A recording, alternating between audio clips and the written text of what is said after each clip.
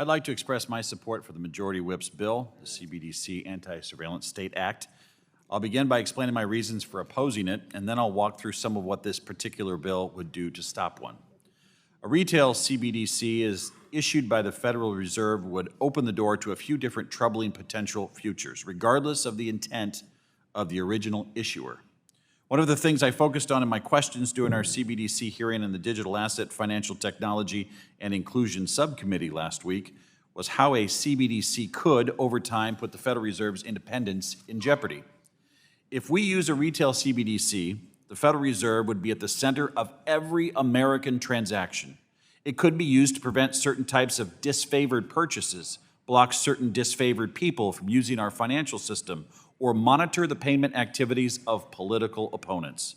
That's an enormous amount of power, and that power would put tremendous political pressure on the Federal Reserve.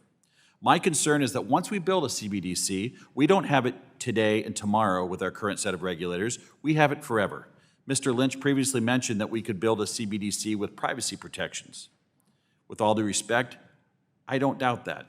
My concern is that once a CBDC is built, there will always be the potential for it to be abused, regardless of how it's initially formed.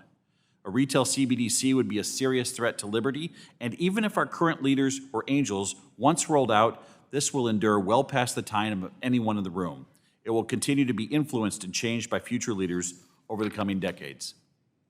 With such a powerful tool in the hands of the Federal Reserve, I'm concerned that political actors would have incentives to erode the Federal Reserve's independence.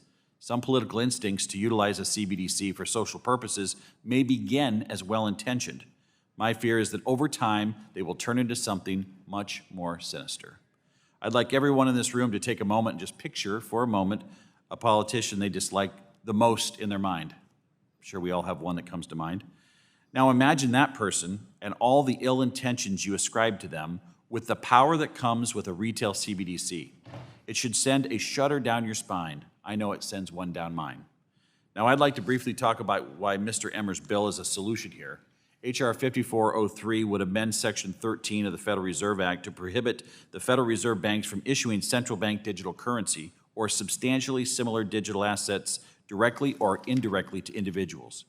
I would argue that the Federal Reserve already does not have the authority to issue a CBDC under existing statute without approval from Congress. After all, Congress is given the power to coin money in Article 1 of the Constitution. However, this bill leaves absolutely no ambiguity. The Federal Reserve shall not issue a retail CBDC, either intermediated or direct. This is an issue I've heard a great deal about in my district. Nebraskans care deeply about their freedom, and they count on us to protect those freedoms here in Congress. I'm happy to do my part in that effort by supporting Mr. Emmer's bill. With that, I yield back.